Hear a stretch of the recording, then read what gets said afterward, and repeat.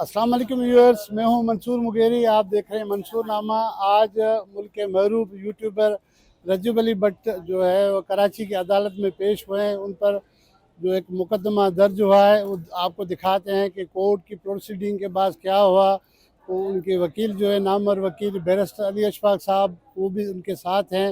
आइए हम आपको कोर्ट की प्रोसीडिंग दिखाते हैं कि आया उनको बेल मिलती है या बेल नहीं मिल के उनको उनको जेल रवाना किया जाता है। आइए आपको दिखाते हैं।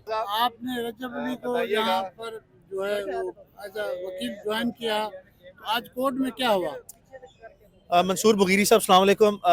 सबसे पहले thank you very much to the entire Sindh, to the entire Karachi. जिस तरीके से आप लोगों ने यहाँ पे हमें बड़ा फोर्थ कमिंग और ओवरवेलमिंगली जो है वो हॉस्पिटैलिटी की है, उसके लिए बहुत शुक्रिया। दूसरी चीज़ ये है कि आप जानते हैं कि रजब अली भट्ट के ख़िलाफ़ यहाँ पे एक प्राइवेट शख्स ने एक हसास नोयत का तौहीन मज़हब का जो मुकदमा दर्ज कराया है, उसका बतौर कोई भी शहरी जो है वो इस तरह का कोई इख्तियार नहीं है कि जहाँ पे कानून वाज़े हो कि जिस सेक्शन के तहत मुकदमा दर्ज किया है वो है 295A। 295A का जो मुकदमा है उसमें ये बड़ा वाज़े कानून है 196 CRPC code of criminal procedure के तहत कि कोई भी ऐसा मुकदमा फेडरल गवर्नमेंट या प्रोविंशियल गवर्नमेंट की जो सैंक्शन है या अथॉरिटी है या ऑर्डर है उसके बगैर दर्ज नहीं हो सकता। तो हमारे इल्म के मुताबिक और अदालती रिकॉर्ड के मुताबिक और ऑफिशियल रिकॉर्ड के मुताबिक तावक्त कोई एक ऐसी चीज़ जो है वो रिकॉर्ड पे एग्जिस्ट नहीं करती जिसमें हमारे इल्म में ये हो कि फेडरल गवर्नमेंट ने या प्रोविंशियल गवर्नमेंट ने किसी किस्म की कोई सैंक्शन ग्रांट की है इस मुकदमे के इंदराज के लिए। That is the first merit. Second merit is कि आप जानते हैं अगर आप जिस बुनियाद पर या जिस वीडियो को बुनियाद व जवाज़ बनाकर ये मुकदमा दर्ज किया गया है उसमें कोई भी किसी भी तरह की काबिल इतराज़ चीज़ मौजूद ना है और उसी नोयत की 100% सिमिलर वीडियो जो है 2 लाख से ज़्यादा लोगों ने जो है वो बनाई है, 2 लाख से ज़ायद लोगों ने। अगर आप उसकी विजिबल रिप्रेजेंटेशन देखें या उस वीडियो का कंटेंट देखें तो it is a silent content जिसके ऊपर अगर किसी वीडियो एडिटर ने एक या एक से ज़ायद मालूम या नामालूम ने कोई वॉइस या इमोजी ऐड की है या उसके ऊपर कोई वॉइस ओवर कोई फ़नी इमोजी ऐड की है, उससे भी किसी भी तरह कोई ऐसी कोई विजिबल रिप्रेजेंटेशन या इंप्रेशन अवेलेबल नहीं है कि खुदा न खास्ता इसको रिलीजियसली किसी भी तरह से किसी भी एंगल से रिडिक्यूल करने की कोई अटेम्प्ट जो है वो ली गई हो। ऐसी कोई चीज़ एग्जिस्ट नहीं करती। मनफी चीज़ ये है कि पाकिस्तान में बग़ैर किसी ठोस मवाद बग़ैर बग़ैर किसी ठोस बुनियाद इस तरह के जो गलत और गंदे दिमाग की इख्तरा जो है उसको बुनियाद बनाकर वो जवाज़ बनाकर ऐसा अगर ऐसे इंतहाई हसास नोयत के तौहीन मज़हब के मुकदमे जो हैं वो कम अज़ कम नहीं बनाने चाहिए। अगर किसी शख्स ने कोई शख्स समझता है कि कोई बाज़ाब्ता तौर पर इस्लामी असूल व शरई कवानीन की बुनियाद पर अगर किसी ने बहुत ही वाज़े तौर पर कोई ऐसे अल्फाज कहे या कोई ऐसा इक़दाम किया जो कि किसी भी तरह किसी भी सेक्ट और किसी भी रिलीजन की कोई भी तौहीन कंसिडर की जा सकती है, उस पर भी हमारे उलमा की वाज़े राय लेने के बाद और जो प्रोविंशियल गवर्नमेंट्स हैं इनके मुत्तहिदा उलमा बोर्ड जो है वो एक फोरम है जिसपे इस तरह के तमाम मामलात जो हैं वो ज़ेरे बहस आते हैं। उस पर by all possible means Islamic teachings और प्रीचिंग्स की बेसिस पे कॉम्प्रीहेंसिव डेलिब्रेशन करने के बाद जो है वो ये तयन किया जाता है कि क्या कोई ऐसी चीज़ खिलाफ मज़हब या किसी भी सेक्ट की कोई भी तौहीन या कंटेम्प्ट इसमें अवेलेबल है, तो फिर जो है उन शरई जो रिलीजियस ओपिनियन है उसको बुनियाद बनाकर गवर्नमेंट जो है वो सैंक्शन जो है वो देती है। इस केस में सरकार की जानिब से कोई इजाज़त दी गई थी?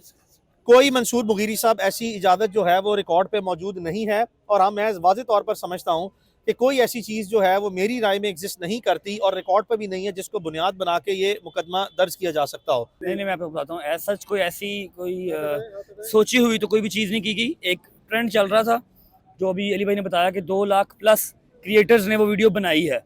उस 2 लाख के बाद मैंने बनाई और ये वीडियो भी आज से कोई 1.5 साल पहले की है जिसको बना के जिसके ऊपर FIR करवाई गई है। ठीक है, वो तो जब जाएगा कोर्ट ऑफ लॉ में, तो हो जाएगा साबित। ऐसा तो कोई चीज़ की ही नहीं है। फर्स्ट ऑफ ऑल अभी जो आपने जानना सवाल पहले पूछा डिपोर्टेशन का, वो हमने लाहौर में भी क्लियर किया कि डिपोर्टेशन वाली बिल्कुल एक अफवाह है, एक झूठी न्यूज़ है। आई डोंट नो वो कहाँ से उड़ी है, कहाँ से स्टार्ट हुई है, मुझे नहीं पता। मेरा वीज़ा कैंसिल हुआ, जिसको हमने रिवॉक करने के लिए एडमिनिस्ट्रेटिव चैलेंज किया हुआ है ऑलरेडी, वो रिवॉक हो जाएगा इंशाल्लाह।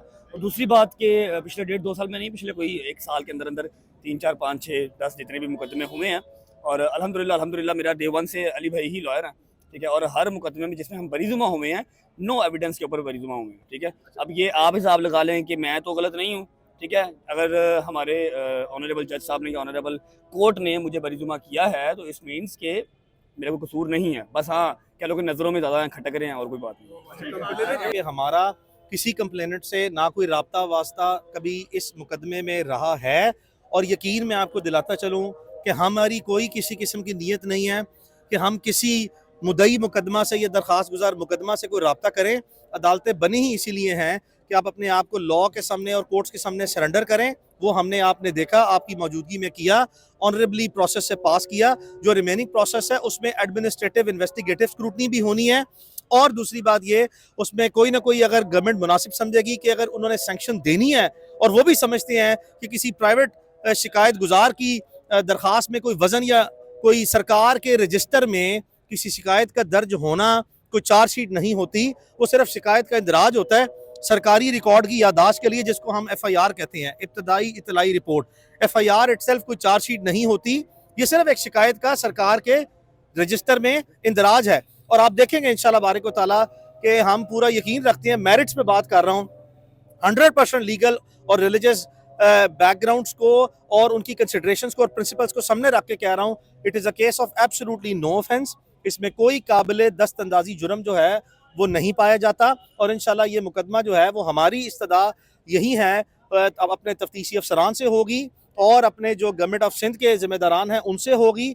और अगर ये मुकदमा अदालत में मजीद जो है वो चला इन्वेस्टिगेशन के बाद, उनसे भी यही इस्तदा होगी। देखें, आप मटीरियल को चेंज नहीं कर सकते, फैक्ट्स को चेंज नहीं कर सकते, रिकॉर्ड को चेंज नहीं कर सकते। It is only a matter of consideration, जिसके बाद जो है हम इस प्रोसेस से गुजर के अपने आप को इंशाल्लाह जो है वो बेगुनाह साबित करवाएंगे। और हमारा किसी शख्स से, किसी भी बैकग्राउंड के लोग से कोई ताल्लुक वास्ता हम किसी भी कंप्लेनेंट से ना हमने माजी में रखा है, और ना ही हम जो है वो इस तरह के कॉम्प्रोमाइज़ पे जो है वो डील करते हैं। व्यूस नामर जो यूट्यूबर हैं रजब अली भट्ट, उनको कराची की अदालत ने बेल दे दी है। ज़मानत 1 लाख मुचलके के एवज उनकी ज़मानत मंजूर की गई है। उनके वकील मियाँ अली अशफाक ने जो दलाइल दिए, जज साहब ने उस पर कोई आर्गूमेंट नहीं किया, उनकी बेल मंजूर कर दी, 1 लाख की ज़मानत हो गई है।